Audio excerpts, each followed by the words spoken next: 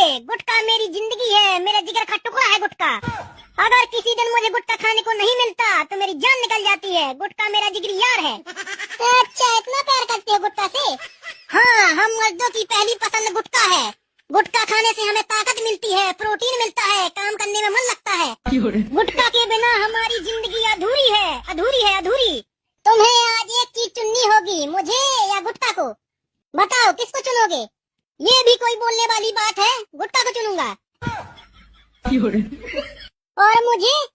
तू बेवफा हो सकती है, तू धोखेबाज हो सकती है, लेकिन गुटखा कभी धोखेबाज नहीं हो सकता। पुड़िया फाड़ो, मिलाओ और खाओ। अच्छा, गुटखा से इतना प्यार है। ठीक है, तो मैं जाती हूँ अपने मायके। अरे तू कल जाती हो तो आज चली जा, लेकिन मैं गुटखा खाना नहीं छोड़ूंगा, नहीं छोड़ूंगा, नहीं छोड़ूंगा। अगर कोई मेरे गुटके के बीच आया तो लाशें बिक जाएंगी, लाशें। गुटखा